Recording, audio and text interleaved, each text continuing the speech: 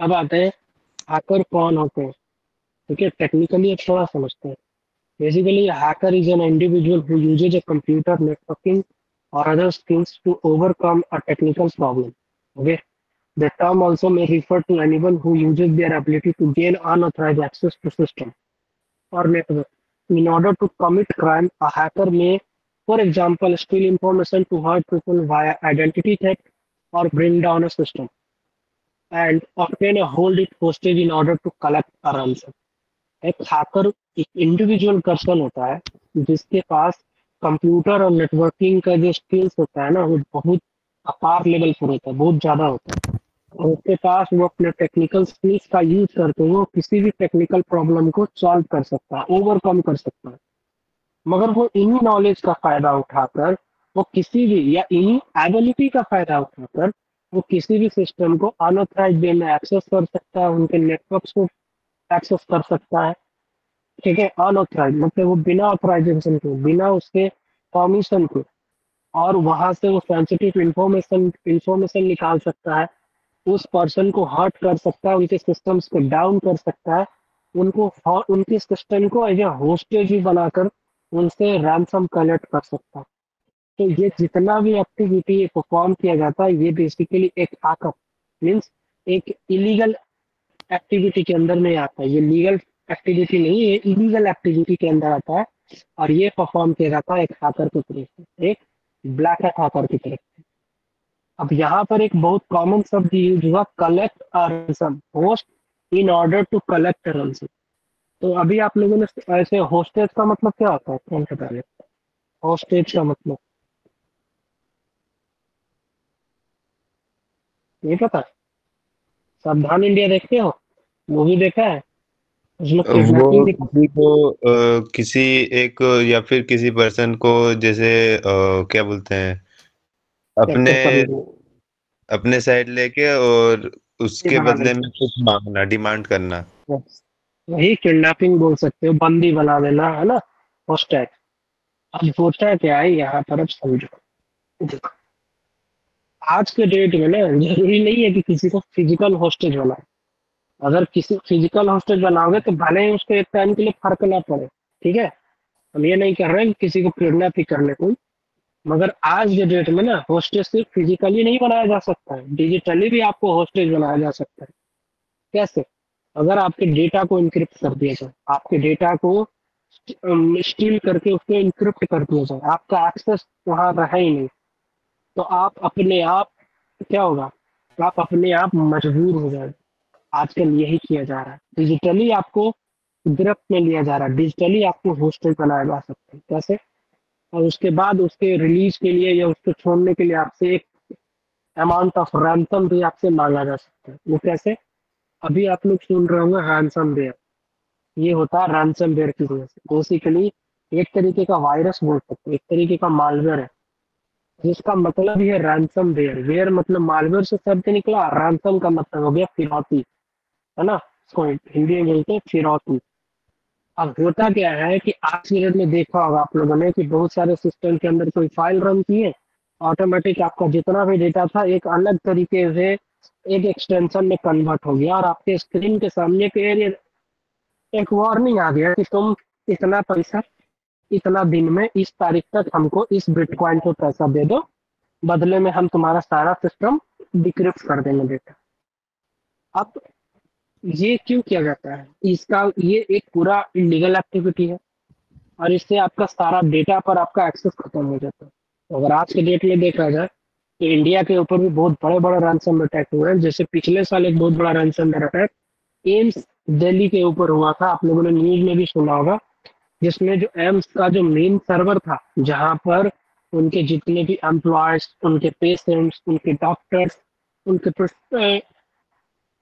Patient के prescription या उनके जो भी मेडिकल इंफॉर्मेशन जितना भी था, वो सारा डेटा एक रैंसमवेयर के थ्रू इनक्रिप्ट कर दिया जाता है। ठीक, उसके अंदर एक चाइनीज हैकिंग ग्रुप का, लजारस एक हैकिंग ग्रुप है, लजारस या नहीं, नॉर्थ कोरियन हैकिंग ग्रुप है, बट एक चाइनीज हैकिंग ग्रुप था, उसके थ्रू इनक्रिप्ट कर दिया गया। और उनसे तकरीबन 200 कुछ करोड़ रुपए की मांग की गई थी बिटकॉइन में। ओके, अब प्रॉब्लम ये आया कि वो अब ये होता कैसे है? मगर ये होता कैसे है, उससे जानने से पहले आपको थोड़ा इसका बैक एंड हिस्ट्री आप लोग को समझना होगा कि ये रैंसमवेयर होता क्या है, काम कैसे करता है। देखो, अगर रैंसमवेयर अगर फर्स्ट टाइम देखा जाए ना, तो रैंसमवेयर एक सबसे फर्स्ट टाइम अपना प्रकोप बोल सकते हैं हिंदी में, अपने तबाही कब मचाया था। हम वर्ल्ड वाइड लेवल पे बता रहे हैं, इंडिया भी इफेक्ट हुआ था बहुत गंदे लेवल पर 2016 या 17 में, 16 में हुआ था। नहीं आप लोग नहीं, शायद 16 ध्यान नहीं, होगा। 18 में हुआ था, जनवरी के टाइम में। नहीं भाई, 16 से ही शुरू हो गया था अच्छा। ऐसा, क्योंकि हाँ 16 से शुरू हो गया था, हमको बताते रहते थे। 16 में हुआ था, फिर हम आपको बताते हैं, मई जून का महीना था। ठीक है, हुआ ये था कि जब फर्स्ट टाइम रैंसमवेयर आया ना लोगों के सिस्टम्स में, अब हुआ ये कि जब आया तो ये एक नया दुनिया के सामने एक नया तरीके का वायरस था। ठीक है, अब इसका कोई भी सिक्योरिटी सॉल्यूशन, कोई पैच था ही नहीं किसी भी कंपनी के पास। माइक्रोसॉफ्ट या जितनी भी बड़ी बड़ी एंटीवायरस कंपनियां भी थी ना, उनके पास ही कोई सिक्योरिटी पैच नहीं था, क्योंकि था ही नहीं पता। एकाएक लोगों के सिस्टम्स में आना शुरू हुआ, उनके सर्वर इनक्रिप्ट होना शुरू हो गया। बहुत सारे बैंक तक इन्फेक्ट हुए थे, बहुत सारे कंपनियां इन्फेक्ट हुई थी। अब ये आया कैसे? इसको फैलाया गया था नेटवर्क के थ्रू। अब नेटवर्क के थ्रू कैसे फैलाया गया? बेसिकली एक एक एक्सप्लॉइट था, उसके ऊपर भी हम आने वाले क्लासेस में आप लोग को बात करेंगे। जनरली वो एक्सप्लॉइट यूज किया जाता था एनएसए के थ्रू। एनएसए का नाम था, एनएसए का मतलब होता है national security agency of America, जो कि अमेरिका का एक साइबर इंटेलिजेंस डिपार्टमेंट है। क्या है? एक साइबर इंटेलिजेंस डिपार्टमेंट है, मतलब अमेरिका का सारा साइबर इंटेलिजेंस वो देख। उन्होंने एक वल्नरेबिलिटी ढूंढी थी, या फिर बोला ये भी जाता है कि माइक्रोसॉफ्ट ने ही वो अलाउ करवाया था किसी तरीके से। बेसिकली उस वल्नरेबिलिटी की मदद से ना अटैकर आपके कंप्यूटर को ना बिना आपके सिस्टम पे कोई मालवेयर भेजे, बिना कोई लिंक पर क्लिक कराए, बिना कुछ किए ही ना आपके कंप्यूटर को एक क्लिक पर हैक कर सकते थे। एक कमी था उस टाइम, जो विंडो 7 आता था या जितने भी सर्विस पैक 1 के जितने भी ऑपरेटिंग सिस्टम थे विंडो के, वो सारे इससे वल्नरेबल थे। हुआ ये कि उनका वो सर्वर हैक हुआ, एनएसए का एक सर्वर हैक हुआ था, उसमें भी एक रशियन हैकिंग ग्रुप था जिसका नाम था शैडो ब्रोकर। उन्होंने वहां से बहुत सारे एक्सप्लॉइट्स को रिवील कर दिया था, जिसमें से एक एक्सप्लॉइट था ये कि जिसका नाम था eternal double blue Pulsar. Full form इसका पूरा नाम था। अब हुआ ये कि अब बहुत सारे ऐसे प्लेटफॉर्म थे जहां पर ओपन डोर में बहुत सारे नेटवर्क के थ्रू आप वो नेटवर्क का इंफॉर्मेशन कलेक्ट कर सकते हैं। जैसे सुडान है, सनेसिस है, फोफा है ना, टेलस है, बहुत सारे हैं, नेटलस है, सॉरी। तो इन लोगों ने क्या किया, इन लोगों ने ऐसे ऐसे कंप्यूटर्स को टारगेट किया ऑनलाइन में ही, जो कंप्यूटर्स विंडोज 7 पे और फिर जितने भी उस टाइम, क्योंकि उस टाइम 2016 में 10 में उतना उतना अच्छा से था नहीं, और 10 भी उस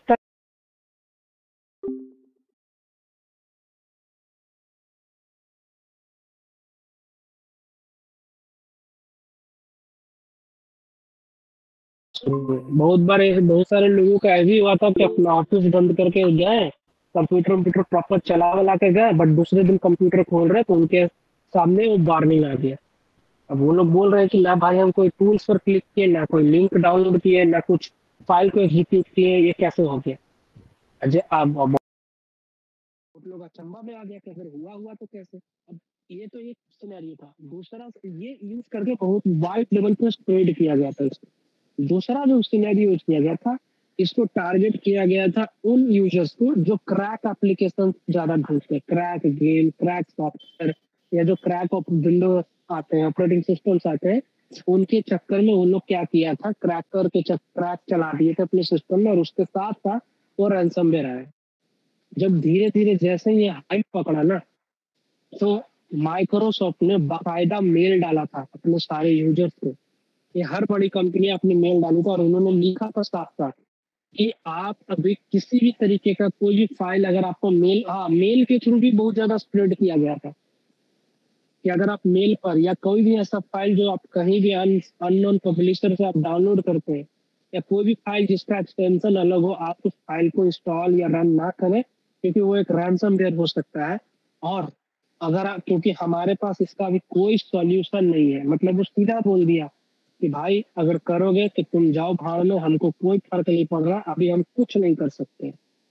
ठीक है, उन लोगों ने सीधा हाथ खड़ा कर दिया था कि आपका सिक्योरिटी आपके अपने हाथ में है। क्योंकि अब देखो, किसी भी चीज का सॉल्यूशन कब निकाला जाएगा, जब उसके बारे में आपको पता रहेगा तब तो। जब उसका वे ऑफ वर्किंग नहीं मालूम, वो कैसे काम कर रहा है, कैसे इंसेप्ट कर रहा है, आप कैसे बचा पाओगे उसको। अब उसके लिए उसको स्टडी करना जरूरी। अब प्रॉब्लम ये आया रिसर्चर्स के पास, एनालिस्ट के पास, कि जब उसके सैंपल्स को ना इन्वेस्टिगेट करने का कोशिश किया गया उन वायरसेस को। अच्छा, ये भी जरूरी नहीं था कि आप पैसा दे के तो भी आपके सिस्टम को एनक्रिप्ट कर दे, ये भी जरूरी नहीं था। प्लस आपका डेटा उनके सिस्टम के पास सारा चला जाता था। अब हुआ ये कि जब इसको एनालिस्ट करने बैठे, एनालिसिस करने बैठे गया, तो स्ट्रेंज पार्ट ये था कि वो डिकम्पाइल ही नहीं हो रहा था, डिकोड ही नहीं हो रहा था। मतलब जैसे कोई प्रोग्राम होता है, तो उस प्रोग्राम को अगर आपको देखना है, उसके सोर्स कोड या उसके कोड्स को देखना है कि क्या रन करा रहा है, क्या एग्जीक्यूट करा रहा है, क्या इसके अंदर क्या फाइल रख करा रहा है, कहाँ पर ये सेव कर रहा है, क्या कर रहा है, उसका पूरा जानना होगा, उसका कोड पढ़ना होगा। अब जब उन लोग उनको एनालिसिस करने जा रहे तो डिकोड नहीं हो रहा है। बहुत स्ट्रेंज बात था। अब उस टाइम लाइक अभी तो 32 बिट आता ही नहीं है, बट उस टाइम 32 बिट का ऑपरेटिंग सिस्टम होता था, 64 बिट की था। तो ऑब्वियस सी बात है, कोई प्रोग्राम अगर 32 या 64 बिट पे होता तो वो लोग दोनों पर करके देख रहे हैं, नहीं हो रहा है। तो अब उन लोग का दिमाग घुमा। अब ये इसलिए किया गया था ना कि ताकि उनको जो ब्लैक हैट्स थे ना, उनको ज्यादा टाइम मिले, इन हैकरों को ज्यादा टाइम मिले, जो कि मास लेवल, क्योंकि उनको ही पता था कि एक ना एक टाइम पर आके ये डिफेंड हो जाएगा, हमें रोक लिया जाएगा। मगर उससे जितना टाइम लगेगा उतना वो क्षति पहुंचाएगा। मगर कुछ रिसर्चर्स ने इस पे डाउट लगाया और उन्होंने क्या किया, 16 बिट के जो ऑपरेटिंग सिस्टम आते थे, लाइक विंडो 98, विंडो 200, ये जो आते थे ना, उन पर डिकोड किए हो गए। इसका मतलब क्या था? इसका मतलब ये था कि उसको विंडो 98 ये पुराने ऑपरेटिंग सिस्टम पर बनाया गया। फिर जब उसको देखा गया, समझा गया कि वो कैसे काम कर रहा है, तो वो उसका पैच जारी किया गया। ठीक है, उसका सिक्योरिटी पैच जारी किया गया। और पैच जारी करने वाली जो पहली कंपनी थी वो थी नॉर्टन। फिर धीरे धीरे माइक्रोसॉफ्ट ने भी पैच जारी किया, लोगों ने इंस्टॉल किया। तो जिनके सिस्टम में अगर आ भी रहा था तो फिर वहां से वो उनको ब्लॉक करना शुरू किया। वो 100% नहीं था। आज के भी टाइम में ना, नए नए नामों से, नए नए फैमिली ग्रुप के नामों से नए नए रैंसमवेयर आते रहते हैं। ठीक है, और ये ज्यादातर पता है कहाँ पर होता है? ये ज्यादातर ये जो लोग क्रैक चलाते हैं ना, विंडो का क्रैक, आईडीएम का क्रैक, ऑफिस का क्रैक, है ना, एक्टिवेशन क्रैक, इनमें 110% या 99% इसके अंदर होता है। और फिर उन लोगों का डेटा इंक्रिप्ट होता है। तो इस तरीके से किया जाए। अब कोविड था, कोविड में भी तो सिमिलर चीज ना था।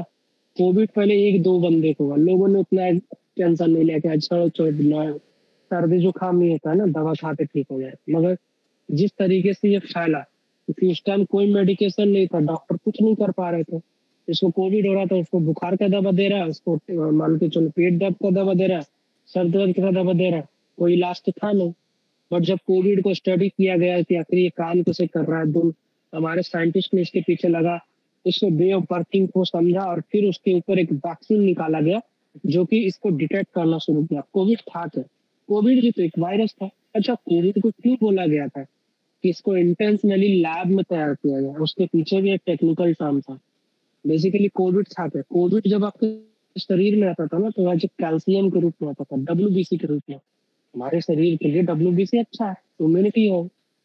अब आया, अब हमारा जो शरीर, जो हमारा इम्यूनिटी है, उसको दिखा कि हाँ ये तो WBC है, तो अपना वो भाई लोग है, वो जाने बहरूपिया बन के आता था 100% में। और वो क्या किया, वो शरीर में एंटर हो गया। शरीर में जब एंटर हुआ तो हमारे ऑक्सीजन के थ्रू हमारे हार्ट तक ये चला जाता था। और हार्ट में एक बार जब गया, उसके बाद ये क्या करता था, जो हमारे हार्ट के अंदर ना छोटे छोटे एक पाइप लेवल कुछ होता है, उसका हमको मेडिकल नाम नहीं पता, बट वो उसके थ्रू ऑक्सीजन हमारे बॉडी में जाता है। ये क्या करता था, उन होल्स को बंद कर देता। अब अगर होल्स बंद हुआ तो ऑक्सीजन नहीं जा पाएगा, ऑक्सीजन लेवल गिरना शुरू हो जाता था। और उस टाइम होता ये था, अभी इम्यूनिटी को भी खत्म कर देता था। अब हुआ ये, अब उसको इसको इसलिए बोला जाता था क्योंकि उस टाइम एक दवा चला था रेमडेसिविर, है ना। लोग क्या, तो जिसको जिसको कैंसर पेशेंट होते हैं या जिसको बहुत सीवियर प्रॉब्लम होता है ना, उनको दिया जाता है। बेसिकली करता क्या है ना, ये इनर सेल को डेड करता है दवा। अब क्यों बोला जाता था कि रेमडेसिविर दो का डिमांड बना। हुआ ये था कि जब रेमडेसिविर दिया जाता था ना, तो वो अंदर जाकर उस सेल्स को मारता था। जो कोविड का सेल्स बनता था ना, वो मारता था। अब कोविड इतना ज्यादा उसको प्रोग्राम किया गया था उस हिसाब से कि जब उसको मारता था ना, 10 मारा उसका सेल को तो वो 20 पैदा कर लेता था। इस कारण से, और फिर एक टाइम आता था कि जब लंग्स में या आपके वहां तक सब ब्लॉक कर देता था। आपका आपका मान के चलो न्यूट्रिएंट्स या आपका पानी आपका कुछ काम नहीं कर रहा, ऑक्सीजन जाने में इंसान मर जाता। ये रीजन था। तो वो जब मरता था ना, वो सेल मरता था, तो वो दोबारा रीजनरेट हो जाता था और भी ज्यादा। तो इसीलिए बोला गया कि भाई ये प्रोग्राम किया गया है, क्योंकि कोई भी वायरस होता है ना, उसका एक सर्टेन टाइम अमाउंट होता है कि वो एक हीट पर आके या फिर एक टाइम पर आके वो खत्म हो जाएगा। ठीक है, अगर नेचुरली कोई वायरस होगा वो खत्म हो जाएगा, मगर इसको इसलिए बोला जाता था क्योंकि चाइना ने इसको लैब में तैयार किया गया। तो फिर जब स्टडी किया गया, फिर वैक्सीन निकाला गया। आज देखो कोविड का नामो निशान नहीं है। कोई भी जो बीमारी बोलो, कोई भी वायरस जो बोलो ना, वो पर्टिकुलर कुछ टाइम के लिए ये इफेक्ट करता है। ठीक है, समझ में आ गया। हैकर, रैनसमवेयर, सब। अब आते हैं हैकिंग क्या होता है। Basically hacking simply refer to gaining unauthorized access into a system, or we can also say that the main aim of hacking is to compromise the security of a system in order to gain access into it. Basically hacking एक ऐसा technique है जिसके मदद से किसी भी system या network का अनऑथराइज्ड एक्सेस लिया जा सकता है, उनके सिक्योरिटी को कॉम्प्रोमाइज किया जा सकता है, उन पर एक पूरा एक्सेस बनाया जा सकता है, उसका मिसयूज किया जा सकता है। That is called hacking. ठीक है, क्लियर है सबको। Hacker, hacking, types of hackers. Okay, next आते हैं। यहाँ पर हैकिंग कितने तरीके के होते हैं। बेसिकली यहाँ पर जो हैकिंग होता है वो website hacking, email hacking, computer hacking, password hacking और नेटवर्क हैकिंग भी बोलते हैं।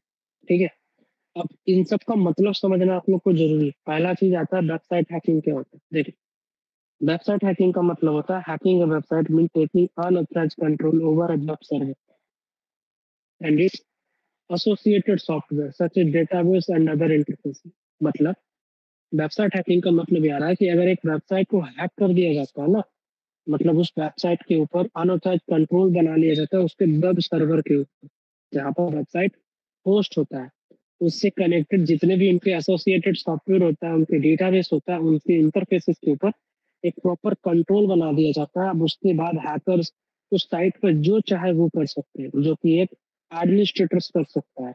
उसको डीफेस कर देंगे, वहां से डेटा ब्रीच कर देंगे।